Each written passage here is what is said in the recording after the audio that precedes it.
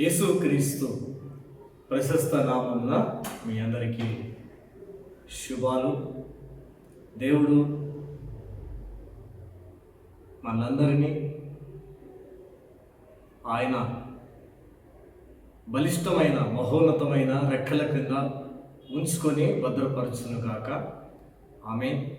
ఈ యొక్క యేసు శాంతి స్వరం అనే ఆధ్యాత్మిక టీవీ కార్యక్రమాన్ని వీక్షిస్తూ ఉన్న ప్రియులైన వారందరికీ శుభాలు. దేవుడు మనందరినీ కూడా ఆయన కృపలో వర్ధిలింపచేయును గాక. ఆమేన్. మనము ఒక చిన్న పాట పాడుకొని వాక్య ధ్యానంలోనికి మనం వెళ్దాం. సమానులెవరు ప్రభు, నీ సమానులెవరు ప్రభు, సమానులెవరు ప్రభు, సమస్త మానవ శ్రమానుభవమును, సమస్త మానవ శ్రమానుభవమును సహించి వహించి ప్రేమింపగలని, సహించి వహించి ప్రేమింపగలని సమానులెవరు ప్రభు, ఈ సమానులెవరు ప్రభు, సమానులెవరు ప్రభు. సమానతాత్వము సహోదరత్వము, సమానతాత్వము సహోదరత్వము సమంజసముగాను మాకు తెలుపని, సమంజసముగాను మాకు తెలుపని సమానులెవరు ప్రభు, నీ సమానులెవరు ప్రభు, సమానులెవరు ప్రభు. ఓ పావనాత్ముడా, ఓ పుణ్యశీలుడా, ఓ పావనాత్ముడా, ఓ పుణ్యశీలుడా, పాపాత్ములను బ్రోవ పరమాత్మ సుతని, పాపాత్ములను బ్రోవ పరమాత్మ సుతని సమానులెవరు ప్రభు, ఈ సమానులెవరు ప్రభు, సమానులెవరు ప్రభు.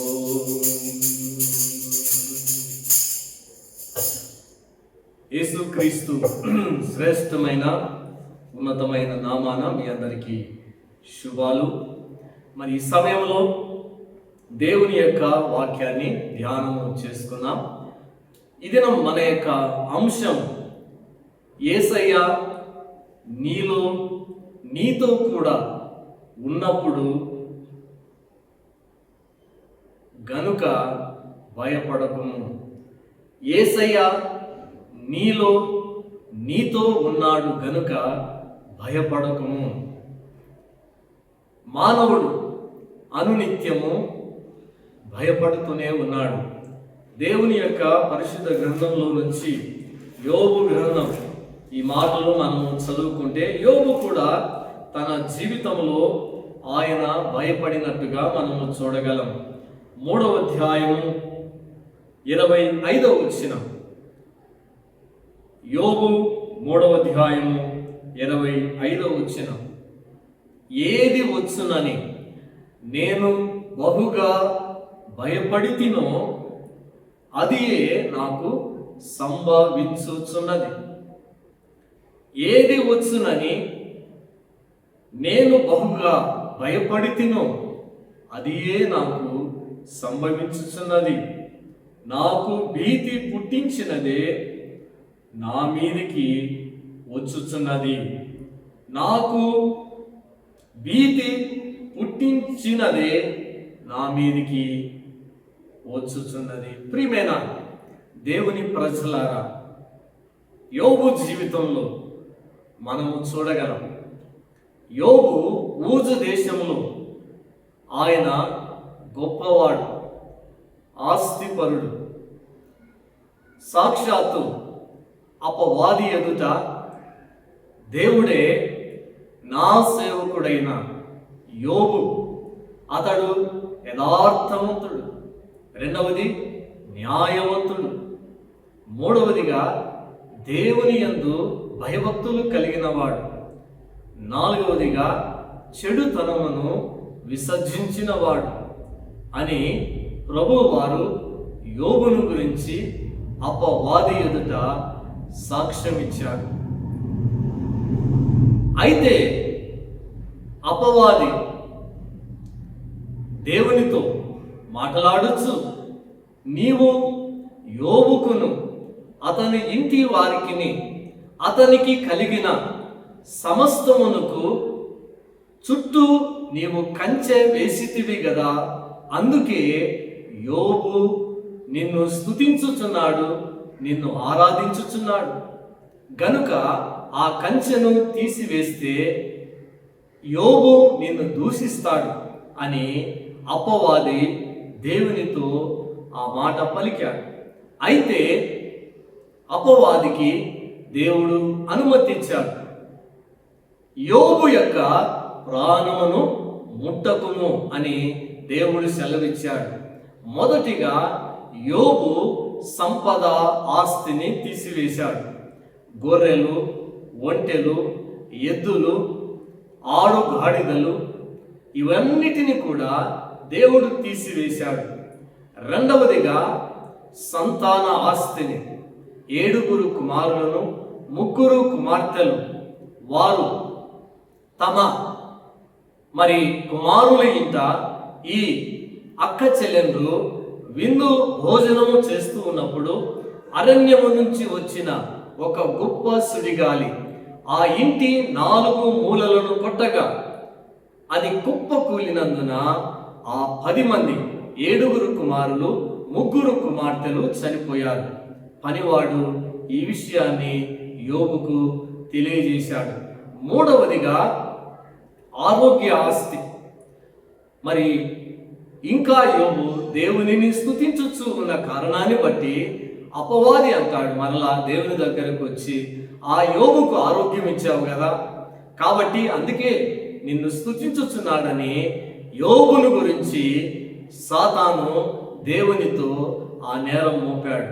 అయితే దేవుడు అంటాడు, వెళ్ళు, అతని ప్రాణాన్ని ముట్టవద్దు అని సెలవిస్తాడు. అలాంటి సమయంలో కూడా యోబు తన ఆరోగ్యం, తన దేహాన్ని విడిచి వెళ్ళినప్పుడు ఆయన చిల్ల పెంకు తీసుకొని బూడిదలో కూర్చుండి ఆయన గోకుతూ ఉన్నాడు.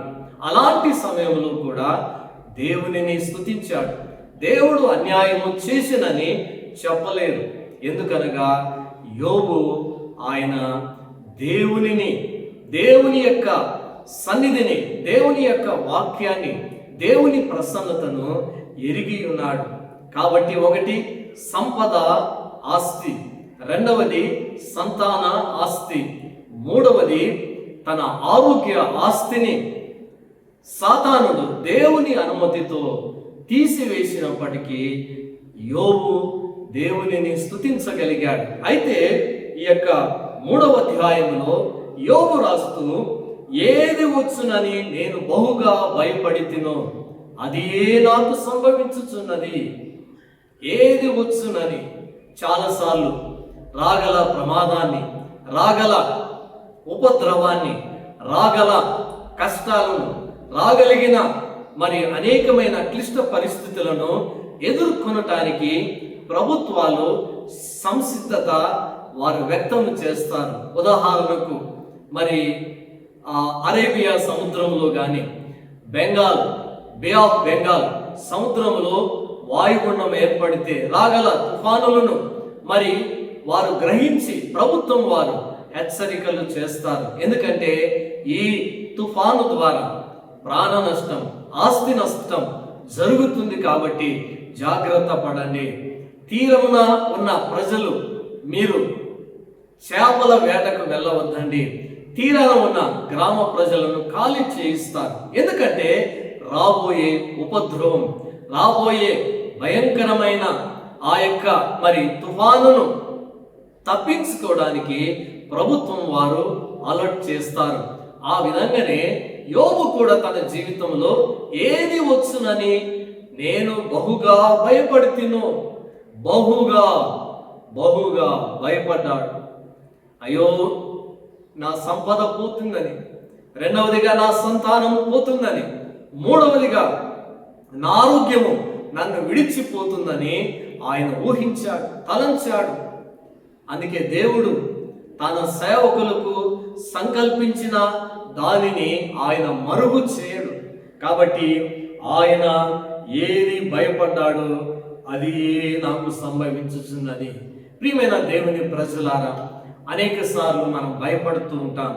కాబట్టి యేసయ్య నీతో ఉన్నప్పుడు గనుక భయపడనవసరం లేదు. ఒక్కొక్కటిగా ధ్యానం చేద్దాం. దేవుని యొక్క పరిశుద్ధ గ్రంథంలో నుంచి ఆదికాండము 26వ అధ్యాయము 24వ వచనంలో ఈ మాటలు రాయబడి ఉన్నాయి.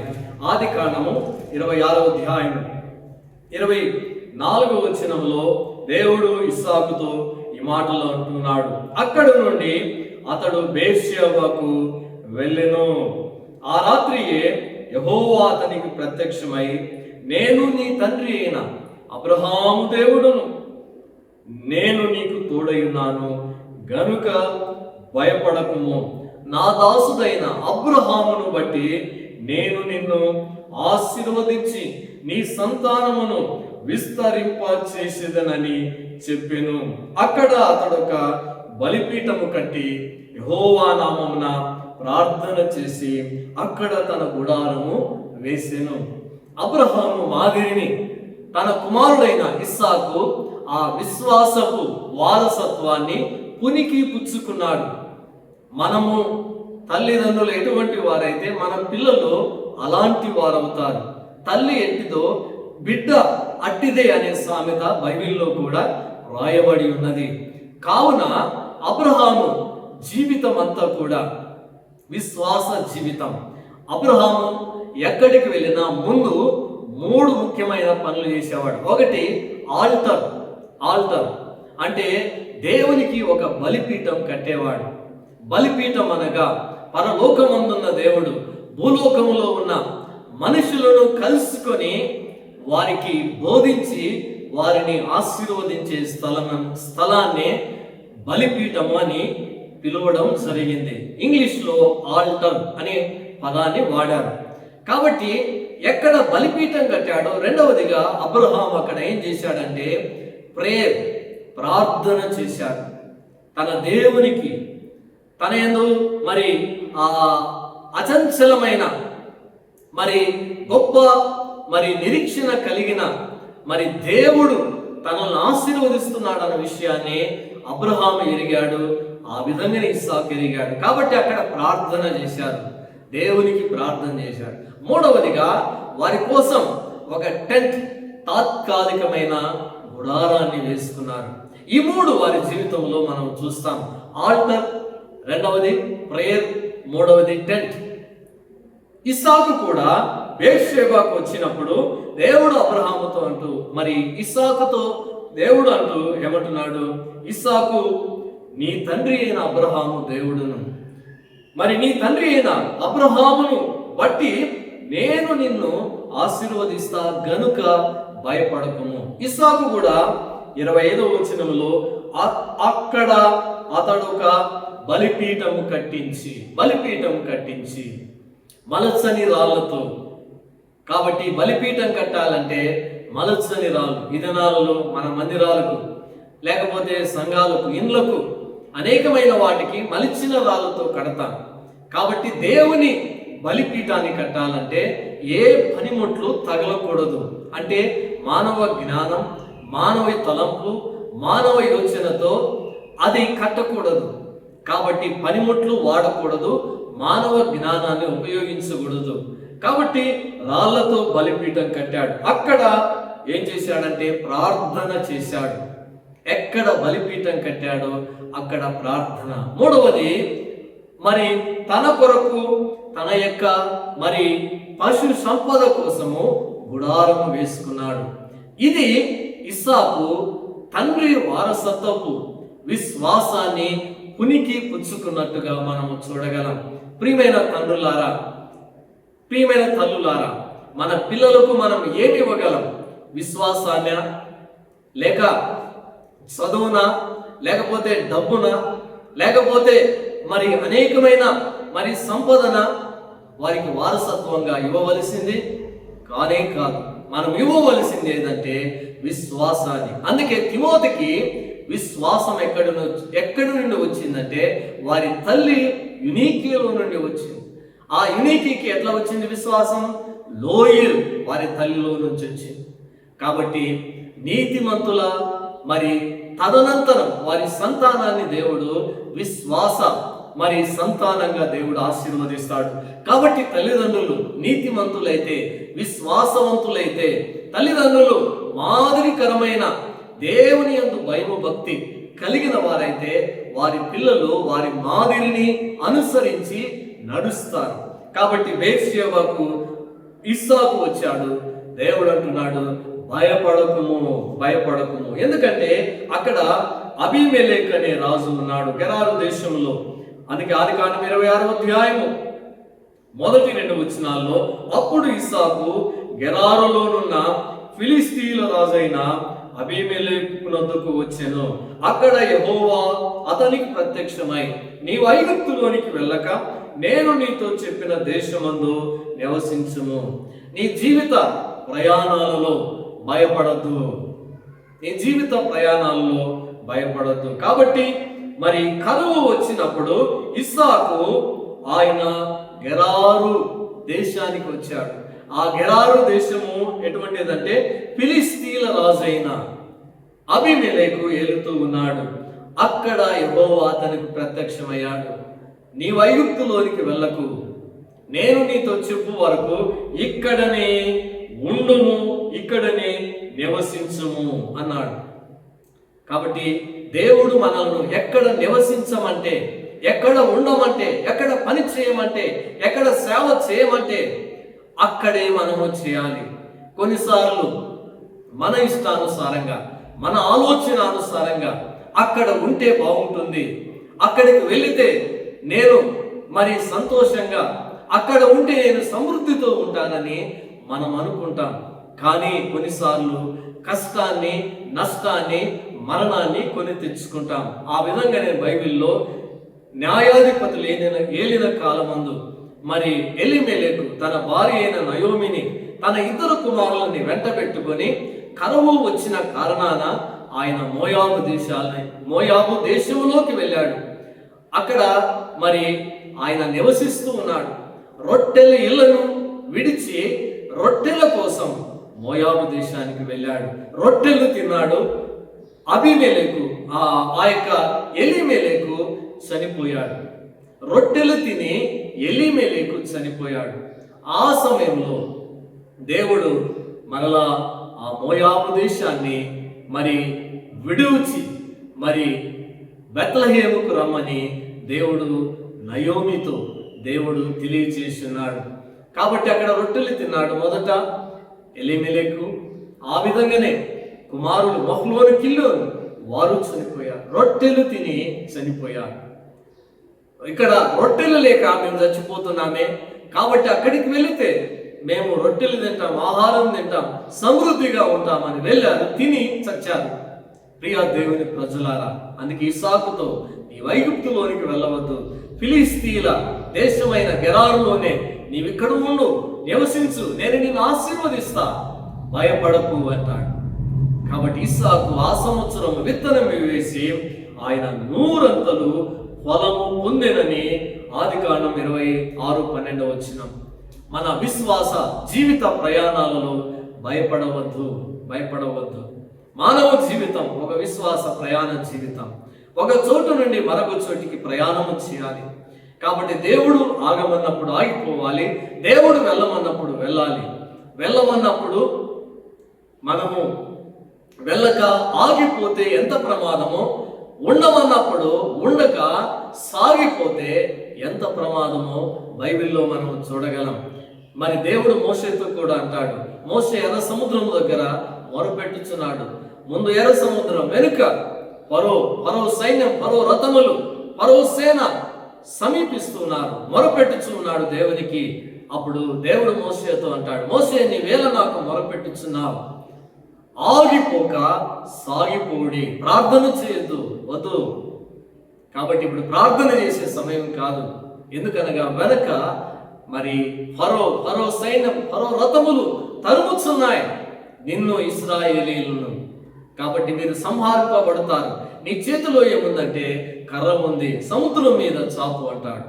ప్రియ దేవుని బిడ్డలారా, సాగిపో అని చెప్పినప్పుడు సాగిపోవాలి, ఆగుము అని అన్నప్పుడు ఆగిపోవాలి, వెళ్ళుము అన్నప్పుడు మనము ముందుకు కొనసాగాలి.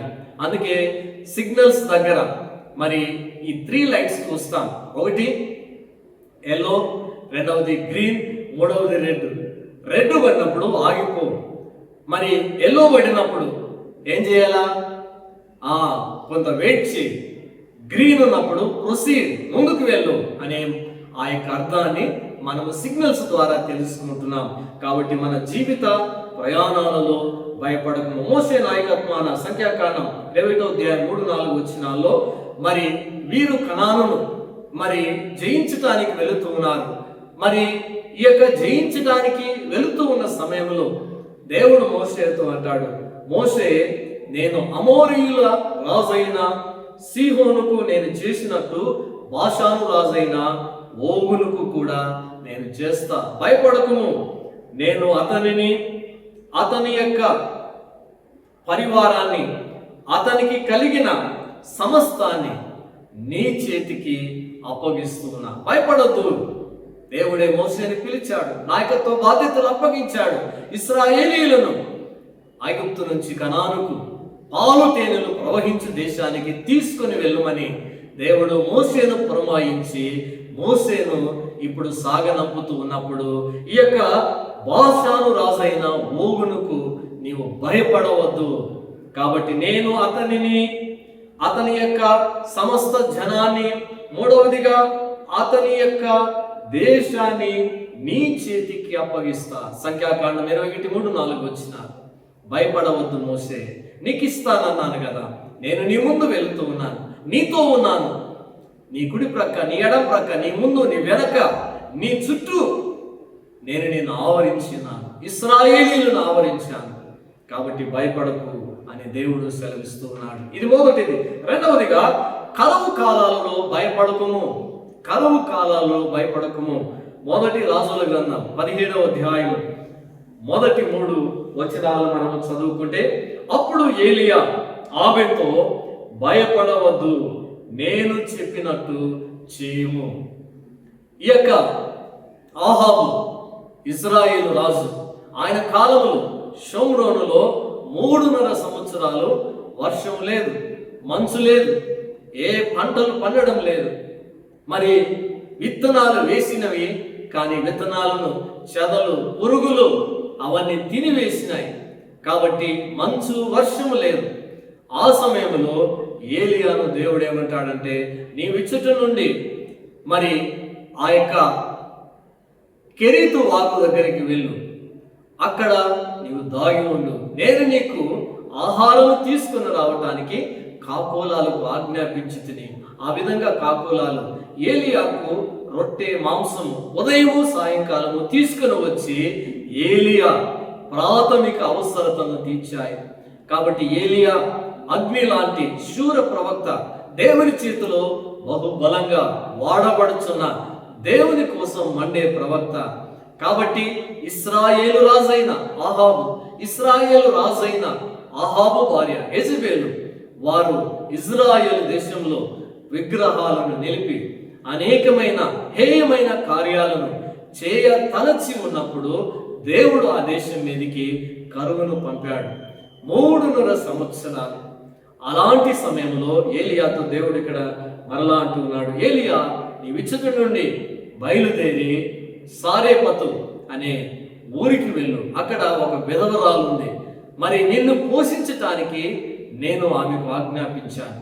ఈ సారేపతి విధవరాలు తన ఇంటిలో నుండి ఆమె బయటికి వచ్చి ఆమె పొలంలో కట్టె పుల్లలు ఏరుకుంటుంది. ఎందుకనగా ఆ కట్టె పుల్లలు ఏరుకొని మోసుకొని ఇంటికి వచ్చి వెలిగించి వాటి ద్వారా ఆమె మరి ఆహారము రొట్టె తయారు చేసుకోవాలి. అలాంటి సమయంలో ఏలియా ఆమె దగ్గరికి వెళ్ళాడు. అమ్మా, నాకొక మంచినీళ్ళు తీసుకురా అన్నాడు. మంచినీళ్ళు తీసుకొని రాకపోతే, అమ్మా నాకొక చిన్న అప్పం అంటే, ఆమె అంటూ ఉంది. 1 రాజుల గ్రంథం ఈ యొక్క విషయాన్ని మనము ధ్యానం చేసుకుందాం. దేవుని యొక్క పరిశుద్ధ గ్రంథంలో నుంచి 1 రాజుల గ్రంథం 17వ అధ్యాయంలో ఈ విషయాలు మనము చూడగలం. ఆమె నీళ్లు తేబోచుండగా అతడు ఆమెను పిలిచి, నాకొక రొట్టె ముక్కను నీ చేతిలో తీసుకొని రమ్మని చెప్పాను. నాకొక రొట్టె ముక్కను. అందుకు ఆమె, నీ దేవుడైన యెహోవా జీవము తోడు, తొట్టిలో పట్టెడు పిండియు బుడ్డిలో కొంచెం నూనెయు నా యొద్ద ఉన్నదే గాని అప్పం ఒకటైనను లేదు. మేము చావక మునుపు నేను ఇంటికి పోయి వాటిని నాకును నా బిడ్డకును సిద్ధము చేసుకొనవలెనని కొన్ని పుల్లలు ఏరుటకై వచ్చుతున్నా. మేము చావక ముందు నేను ఇంటికి పోయి వాటిని నాకును నా బిడ్డకును సిద్ధము చేసి కొనవలనని నేను ఇక్కడికి వచ్చి తిని. ఈమె విధవరాలు, భర్త చనిపోయిన స్త్రీ, ఒకానొక మరి సంతానము ఉన్నారు. అలాంటి సమయంలో మరి ఈ యొక్క ఏలియా ఈ స్త్రీతో అంటున్నాడు, నాకొక చిన్న రొట్టె ముక్కను తీసుకుని రమ్మని చెబుతూ ఉన్నాడు. 13వ వచనంలో అప్పుడు ఏలియా ఆమెతో ఇట్లా నేను భయపడవద్దు, పోయి నీవు చెప్పినట్లు చేయము, అయితే అందులో నాకొక చిన్న అప్పము మొదట చేసి నా యొద్దకు తీసుకుని రమ్ము. అయ్యా, పట్టెడు పిండి బుడ్డిలో కొంచెం నూనె ఉంది, అది నాకు నా బిడ్డకినే సరిపోతుంది. ఇక కొన్ని రోజులు పస్తులుండి మేము ఆకలి కేకలతో చావాలి అని అంటే ఏలియా అంటాడు, భయపడవద్దు, నీ కరువు పరిస్థితులలో భయపడవద్దు. శాలరీ రాలేదని, లేకపోతే మనకు ఇన్కమ్ సోర్స్ పెరగలేదని, ఇన్కమ్ సోర్స్ మనకు అందడం లేదని మనం ఒకవేళ భయపడుతూ ఉంటే, ఆ స్త్రీతో ఏలియా అంటూ ఉన్నాడు, సారేపతు విధవరాలు, అమ్మా భయపడవద్దు, నీవు పోయి నేను చెప్పినట్లు చేయి, అందులో నాకు ఒక చిన్న అప్పము మొదట చేసి నా యొద్దకు తీసుకుని రమ్మని చెప్పాను. అప్పుడు నీవు నీ బిడ్డకును అప్పములు చేసుకొనమని చెప్పాడు. కాబట్టి ఏలియా అడిగింది చిన్న అప్పం, కానీ నీకు నీ బిడ్డకు అప్పములు చేసుకొను. అప్పము, చిన్న అప్పము, నీకు నీ ఇంటి వారికి అప్పములు చేసుకొను. ఆ విధంగానే ఆమె ఏలియా సెలవిచ్చిన మాట చెప్పున ఆమె మరి తన ఇంటికి వెళ్ళి ఆమె ఒక రొట్టె తయారు చేసి అందులో నుంచి ఒక రొట్టె ముక్కను కొంచెం తీసుకుని వచ్చి ఏలియా చేతుల్లో పెట్టినట్టుగా మనం చూడగలం. అందుకే 14వ వచనంలో భూమి మీద యెహోవా వర్షము కురిపించే వరకు ఆ తొట్టిలో ఉన్న పిండి తక్కువ కాదు, బుడ్డిలో ఉన్న నూనె అయిపోదని ఇశ్రాయేలీల దేవుడైన యెహోవా సెలవిచ్చుచున్నాడు. 1 రాజుల గ్రంథం 17వ అధ్యాయము 14వ వచనం. కాబట్టి ప్రియమైన దేవుని బిడ్డలారా, మరి ఈ విధవరాలు తన కరువులో, తన దీన స్థితిలో, తన యొక్క బీద స్థితిలో ఏలియా దైవజనుడు కోరినట్టుగా చెప్పినట్టుగా ఆమె తనకున్న దాంట్లోనే మరి ఆమె ఏలియా చేతుల్లోకి ఆ మొదటి కొంచెము యొక్క అప్పము, చిన్న అప్పమును తీసుకుని వచ్చి పెట్టింది. అద్భుతమైన విషయం ఏదంటే, ఏలియా ద్వారా సెలవిచ్చిన ప్రకారం తొట్టిలో ఉన్న పిండి తక్కువ కాలేదు, బుడ్డిలో ఉన్న నూనె అయిపోలేదు. కరువు మరి ఉన్నంత వరకు కూడా, కరువు ఉన్నంత వరకు కూడా తొట్టిలో ఉన్న పిండి, బుడ్డిలో ఉన్న నూనె అయిపోలేదు. కాబట్టి నీ దగ్గర ఏముంది? దేవుడు అడుగుతున్నా, నా దగ్గర అది లేదు ఇది లేదు అని చాలా మంది చెప్తూ ఉంటారు. మోసే నీ చేతిలో ఏముందంటే, గొర్రెలను కాచే కర్ర ఉంది, ఆ కర్ర కింద పడవేయి అంటే పామైంది, మళ్ళా పట్టుకో కర్ర అయింది. ఆ గొర్రెను నీవు సముద్రం మీద కొట్టు, రక్తంగా మారి, మరలా కొట్టు, మరలా సముద్రం. ఆ గొర్రెతో ఆ యొక్క దండముతో లేక ఆ యొక్క కర్రతో దేవుడు 10 అద్భుతాలు దేవుడు చేయించి, ప్రియమైన దేవుని బిడ్డలారా, ఆ యొక్క కర్రతో దేవుడు ఎన్నెన్నో గొప్ప కార్యాలు చేశాడు. నీ చేతిలో, నీ ఇంటిలో దేవుని చేతుల్లో పెడితే దేవుడు ఆశీర్వదిస్తాడు. కాబట్టి నీ కరువు కాలాలలో భయపడవద్దు. సారెపతు వెధవరాలి కుమారుని అద్భుతంగా కరువు తీరిపోయేంత వరకు దేవుడు పోషించాడు. మూడవదిగా, మన బలహీనతల్లో దేవుడు ఆయన మనకు భయపడవద్దు అని అంటాడు. 2వ రాజుల గ్రంథం 6వ అధ్యాయం 16వ వచనం. 2వ రాజుల గ్రంథం 6వ అధ్యాయం 16వ వచనం. ఎలీషా దగ్గర ఉన్న పనివాడు మరి వాడు సిరియా రాజు పంపిన గుర్రాలను, సైన్యాలను, రథాలను చూచినప్పుడు భయపడ్డాడు. 2వ రాజుల గ్రంథం 6వ అధ్యాయం 16వ వచనం. అతడు 15వ వచనం. దైవజనుడైన అతని పనివాడు పెందలకడ లేచి బయటికి వచ్చినప్పుడు గుర్రాలు, రథాలు గల సైన్యం పట్టణమును మరి చుట్టుకొని ఉండుట కనబడెను. అంతటా అతని పనివాడు, అయ్యో నా ఏలినవాడా, మనము ఏమి చేయుదుమని ఆ దైవజనునితో అనగా, దైవజనుని దగ్గర ఉన్న పనివాడు ఉదయాన్నే లేచాడు. బయటికి వచ్చి చూస్తే ఆ యొక్క పట్టణము చుట్టూ కూడా గుర్రాలు, రథాలు మరి ఆ పట్టణమును చుట్టుకొని ఉండుట చూచాడు. దైవజనుని దగ్గరకు వచ్చి, దైవజనుడా మనం ఏం చేద్దామంటే, దైవజనుడైన మరి ఎలీషా అంటూ ఉన్నాడు 16వ వచనంలో. 2వ రాజులు 6:16లో, భయపడవద్దు, మన పక్షమున ఉన్నవారు వారి కంటే అధికులై ఉన్నారు. మన పక్షమున ఉన్నవారు వారి కంటే అధికులై ఉన్నవారు. కాబట్టి మన బలహీనతల్లో దేవుడు మన బలహీనత కంటే ఆయన బలవంతుడైన దేవుడు. కాబట్టి మన సమస్యలకు అతీతుడైన దేవుడు. కాబట్టి సర్వశక్తిమంతుడు. కాబట్టి మనం ఆయనను చూస్తే నిజంగా మనము బలం పొందుతాం. అందుకే ఆ ఎలీషా దైవజనుడు, యెహోవా వీడు చూచినట్లు దయచేసి వీని కన్నులు తెరువమని ఎలీషా ప్రార్థన చేయగా, యెహోవా ఆ పనివాని కన్నులు తెరవజేసెను గనుక వాడు ఎలీషా చుట్టూను పర్వతము అగ్ని గుర్రముల చేత రథముల చేతను నిండి ఉండుట చూచెను. ఎలీషా చుట్టూను పర్వతము అగ్ని గుర్రముల చేత రథముల చేత నిండి ఉండుట చూచెను. కాబట్టి పనివాడు భయపడ్డాడు, దైవజనునికి చెప్పాడు. దైవజనుడు భయపడవద్దు, సేవకుడా, నా దగ్గర పని చేస్తున్న పనివాడా భయపడవద్దు, యెహోవా వీని కన్ను తెరవు చేయమని ప్రార్థన చేయగా వాని కన్ను తెరవ చేసినప్పుడు ఎలీషా చుట్టూ ఏముందంట? పర్వతము అగ్ని గుర్రాల చేత రథముల చేత నిండి ఉండుట చూచెను. కాబట్టి యెరూషలేము చుట్టూ పర్వతములు ఉన్నట్లు యెహోవా ఇది మొదలుకొని నిత్యము తన ప్రజల చుట్టూ ఉండును. కీర్తనలు 125 మొదటి 2 వచనాలు. అందుకే జకర్యాలో అంటాడు, నేను యెరూషలేము మధ్యను నివాసి దానికి అగ్ని ప్రాకారంగా ఉంటాను అని దేవుడు సెలవిచ్చాడు.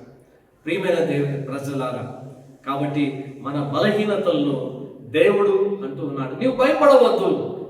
వారిని చూచి, ఎవరిని? సిరియా రాజు యొక్క గుర్రాలను, రథాలను, సైన్యాన్ని చూచి భయపడ్డ ఈ పని వానితో ఎలీషా అంటున్నాడు, భయపడవద్దు. మన పక్షంలో ఉన్నవారు వారికంటే అధికులు. 1 యోహానులు అంటారు 4వ అధ్యాయంలో, మీలో ఉన్నవాడు లోకములో ఉన్న వానికంటే గొప్పవాడు. గొప్ప దేవుని వైపు చూడం, సమస్యల వైపు చూస్తాం. మనకు కొండలాంటి, కంబలి చెట్లు లాంటి వాటిని మనం చూస్తాం. యేసయ్య వైపు చూడడం లేదు. అందుకే అవి మనకు ఎవరెస్ట్ శిఖరంలాగా కనబడుతూ ఉన్నాయి. కాబట్టి ప్రభు అంటాడు, మీలో ఆవగింజంత విశ్వాసము కలిగిన వారైతే ఈ కొండను చూచి ఎత్తబడి, నీవు ఎత్తబడేది సముద్రంలో రోయుమని చెప్పినప్పుడు అది నీకు లోబడను. కొండల్లాంటి సమస్యలు, కమ్మలి చెట్టు లాంటి సమస్యలను విశ్వాసముతో పెకిలించగలం అన్న విషయాన్ని మనం మరవకూడదు. 4వదిగా, మన శ్రమలలో భయపడకుము. యెషయా గ్రంథం 41వ అధ్యాయం, మరి ఈ వచనాన్ని మనం చూడగలం. యెషయా గ్రంథం దేవుని యొక్క పరిశుద్ధ గ్రంథంలో నుంచి, యెషయా గ్రంథము 41వ అధ్యాయం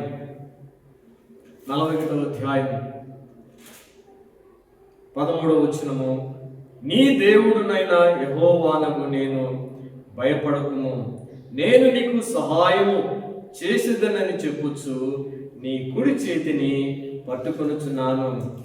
43 మొదటి వచనములో, అయితే యాకోబు, నిన్ను సృజించిన వాడవు యెహోవా, నేను నిన్ను విమోచించి ఉన్నాను, భయపడకుము, పేరు పెట్టి నిన్ను పిలిచి ఉన్నాను. పురుగు వంటి యాకోబు, స్వల్ప జనము ఇశ్రాయేలు, భయపడకుము. కాబట్టి నీ శ్రమలలో భయపడవద్దు. శ్రమలలో, శోధనలలో, బాధలలో, కష్టాలలో భయపడవద్దు. దేవుడు అంటున్నాడు, నేను నిన్ను విమోచించి ఉన్నాను, పేరు పెట్టి నిన్ను పిలిచి ఉన్నాను, నీవు నా సొత్తు. యాకోబు, నిన్ను సృజించిన వాడను నేనే, నిన్ను విమోచించిన వాడను నేనే, నిన్ను పేరు పెట్టి పిలిచిన వాడను నేనే, నీవు నా సొత్తు.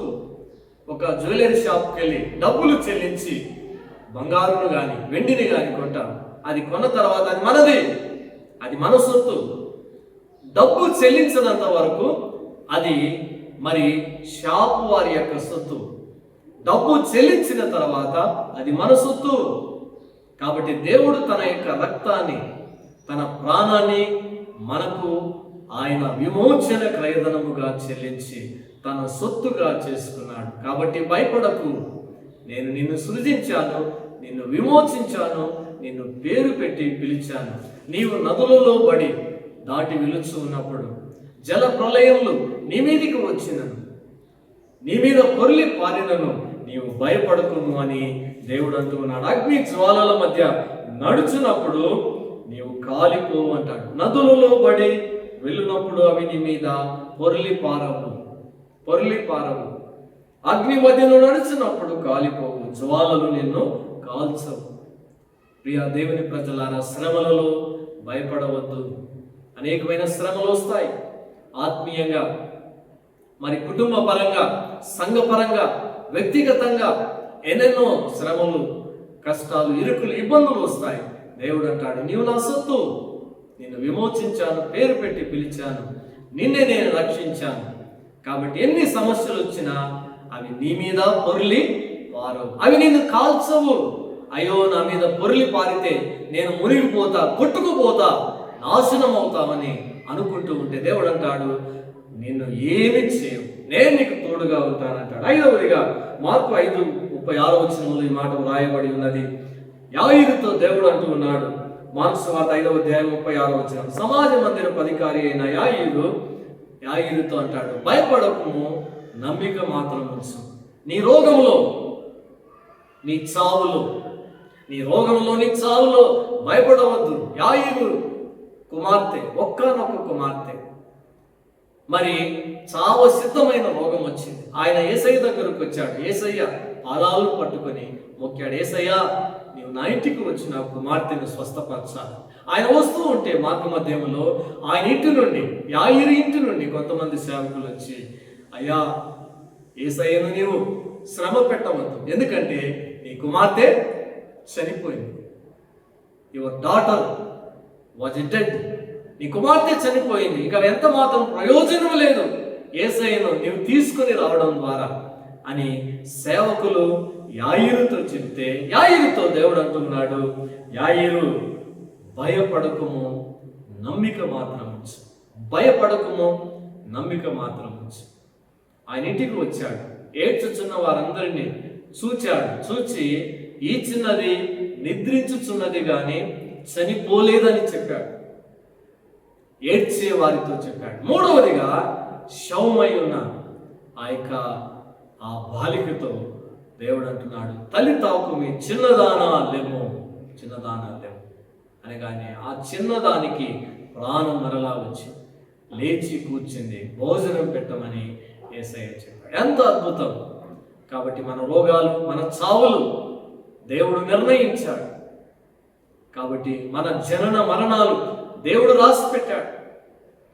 నా దినములన్నీ నీ గ్రంథములో లిఖితములాయన. కాబట్టి మన యొక్క రోగాలలో, మరణాలలో భయపడవద్దు. యాయిరుతో దేవుడు చెప్పాడు. యాయిరు ఒక సమాజ మందిరపు ఆయన అధికారి, డబ్బున్నవాడు, పేరు ప్రఖ్యాతి కలిగినవాడు. అయితే ఏ వైద్యులు తన కుమార్తెను బాగు చేయకపోగా మరింత సంకటపడ్డాడు. యేసయ్యను గుచ్చి విన్నాడు, యేసయ్య దగ్గరకు వచ్చాడు, యేసయ్య పాదాలకు మొక్కాడు, యేసయ్యను వేడుకున్నాడు. యేసయ్య వస్తూ ఉంటే సేవకులు ఒక కబురు తీసుకొచ్చారు, చావు కబురు. విషాదకరమైన వార్తను యాయిరు చెవిలో చేరవేశాడు. యేసయ్య విన్నాడు, భయపడకు, నమ్మిక మాత్రం. ఆ విధంగా నేను నమ్మిక ఉంచాడు. యాయిరు తన కుమార్తెను బతికించుకున్నాడు యేసయ్య మాట ద్వారా. ఆరవదిగా దేవుని యొక్క పరిశుద్ధ గ్రంథంలో మనం చూస్తాం. యోహాను రాసిన సువార్త 6వ అధ్యాయం యోహాను 6:23 వచనంలో దేవుడు శిష్యులతో అంటాడు, భయపడుకుడి, నేనే అని. ఆయన మాట విని సముద్రం మీదుగా ప్రయాణం చేస్తూ ఉన్నారు. అంతలో చీకటి అయ్యింది, పెద్ద గాలి, సముద్రము పొంగుతూ ఉంటే వారికి దోణి నడపడంలో మరి మిక్కిలి కష్టపడుతూ ఉండగా ప్రభువు చూచాడు.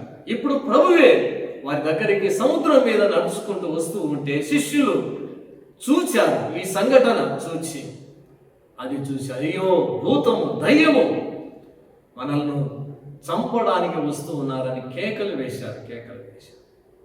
కాబట్టి ఎన్నో రాత్రులు, ఎన్నో పగుళ్ళు వారు సముద్రం మీదుగా ప్రయాణం చేశారు.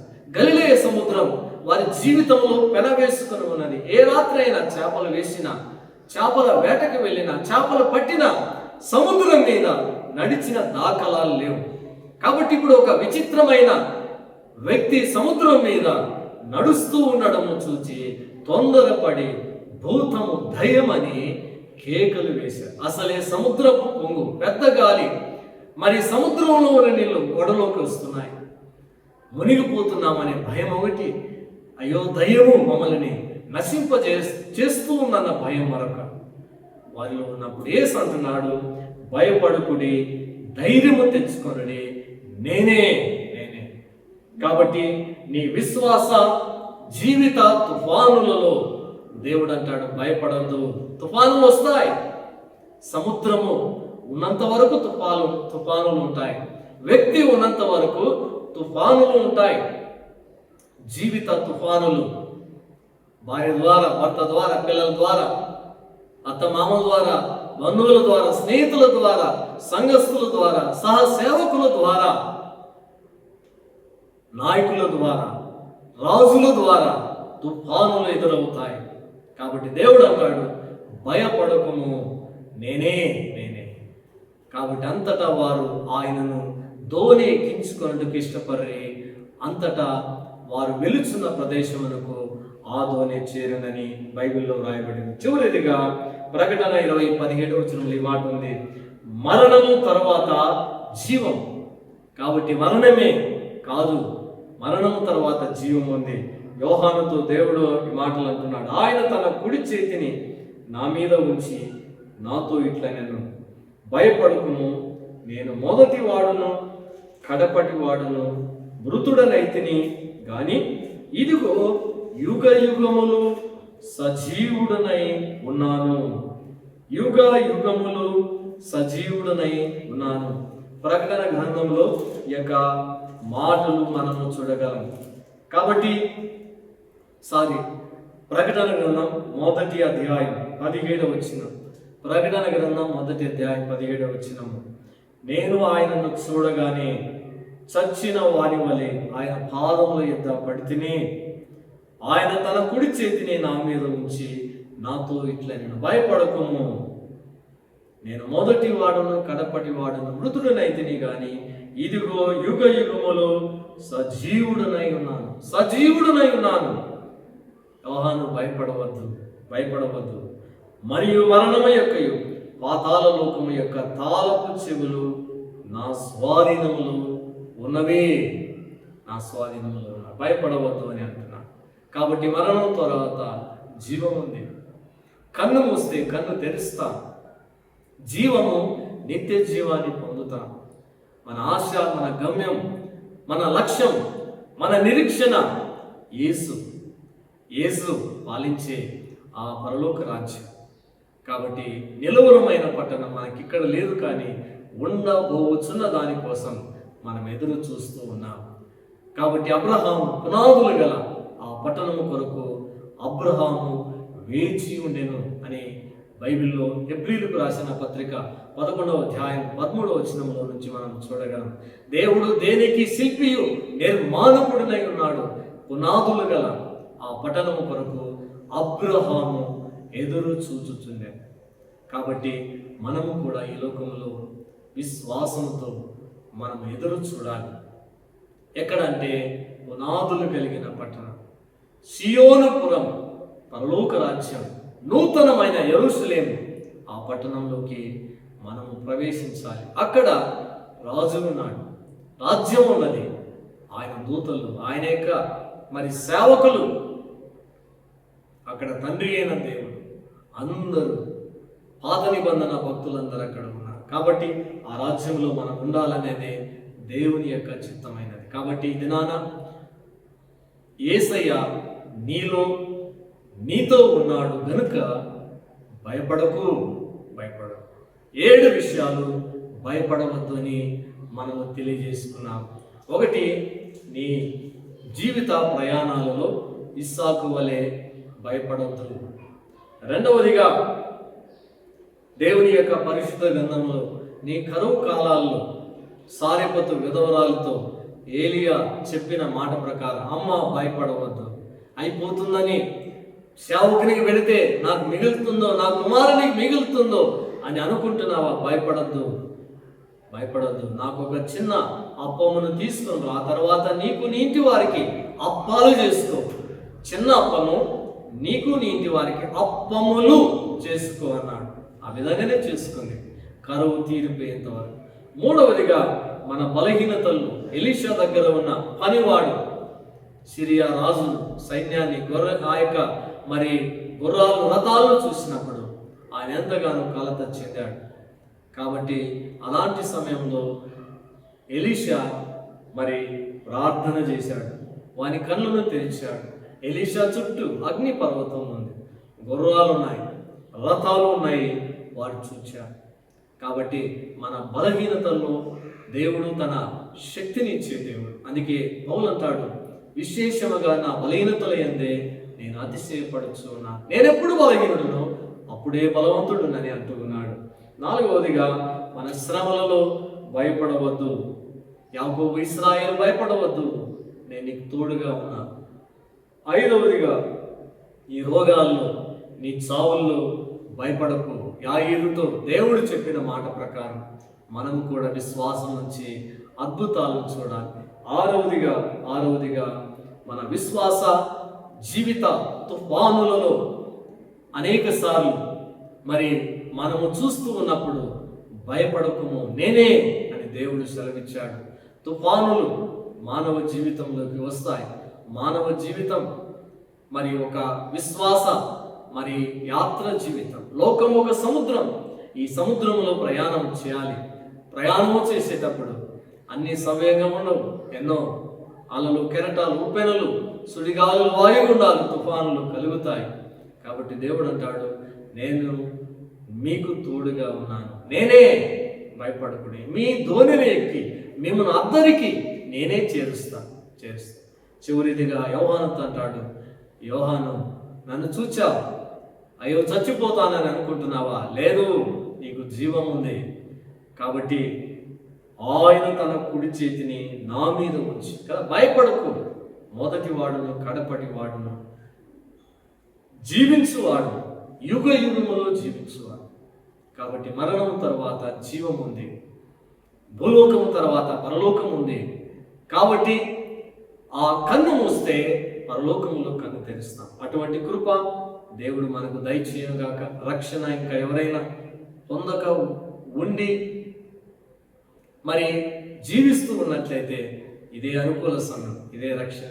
యేసయ్య, నా పాపాలు క్షమించు, నా కోసం శిలువలో చనిపోయావు, మరణించావు, రక్తం కాచావు, తిరిగి లేచావు. యేసయ్య, నిన్ను నా హృదయంలోకి ఆహ్వానిస్తున్నానని నీవు అడిగితే దేవుడు నిన్ను తప్పక ఆయన నీ జీవితంలోకి వస్తాడు, నీతో ఉంటాడు, నీతో నడుస్తాడు, నీలో నివాసం చేస్తాడు. ఒకవేళ రక్షణ పొంది పడిపోయి ఉంటే, జారిపోయి ఉంటే, పతనము చెంది ఉంటే దేవుడు అంటున్నాడు, ఇశ్రాయేలు, నీవు అటు ఇటు తిరుగుట మాని నీవు నా యుద్ధకే రావాలని. పడిపోయిన వాడు తిరిగి లేవడా? నీ పడిపోయి ఉంటే తిరిగి లే, ప్రభు దగ్గరికి రా, తప్పిపోయిన కుమారుని వాడు. మూడవదిగా, ఇంకా విశ్వాసంలో కొట్టుమిట్టాడొచ్చు, నిలువెచ్చనగా ఉన్నావా? ప్రభువు చేత ఉమ్మి వేయించుకోవాలని అనుకుంటున్నావా? కాబట్టి నీవు చల్లగానైనా వెచ్చగానైనా లేవు, నులివెచ్చనగా ఉంటే దేవుడు ఇదొక సమయం నిన్ను వెచ్చగా చేయాలని వాక్యముతో, తన యొక్క మరి మాటలతో, తన యొక్క మాటలని అగ్నితో నిన్ను కాల్చడానికి, అనేకులకు దీవెనకరంగా నిన్ను ఉంచుకోవడానికి దేవుడు ఇష్టపడుతున్నాడు. ప్రార్థన చేసుకున్నాం. యేసయ్యా, మీకు వందనాలు, మీరు మాతో మాట్లాడినందుకే స్తోత్రాలు. ఈ వాక్యాన్ని వినే బిడ్డలందరినీ దీవించి కాపాడి ఆశీర్వదించమని, ప్రత్యేకించి దేవా, COVID-19 వ్యాధి లక్షణాలతో అనేకులు హాస్పిటల్లో అడ్మిట్ అయ్యారు, వారందరినీ ముట్టి స్వస్థపరిచి బాగుంచే. అనేక మంది చనిపోయారు, వారి కుటుంబాలకు ఆదరణ, నెమ్మది దయచేయి. ఓ దేవా, అనేకులకు మారు మనసు కలిగించి యేసయ్య రక్షణ పొంది వారు ఈ లోకములో ఆ రక్షకునితో కలిసి ప్రయాణము చేయగలిగినట్టు సహాయం చేయమని, తొట్టిల్లిన వారిని నిలబెట్టమని, నిలువెచ్చనగా ఉన్న వారిని మీరే బలపరచమని ప్రార్థిస్తూ, ఎవరికి అవసరతలు, అక్కర్లు, కొరతలు ఉన్నాయో వాటన్నిటిని తీర్చమని యేసు నామమున ప్రార్థించి అడిగి వేడుకుంటున్నాము తండ్రి. ఆమేన్. యేసు శాంతి స్వరం అనే ఆధ్యాత్మిక టీవీ కార్యక్రమం ప్రతి ఆదివారము సాయంకాలం 4:30 నుంచి 5 గంటల వరకు, ప్రతి శనివారం ఉదయం 5:30 నుంచి 6 గంటల వరకు వీక్షించి దైవాశీర్వాదాలు పొందండి. దేవుడు మీకు తోడుగా ఉండును గాక. ఆమేన్.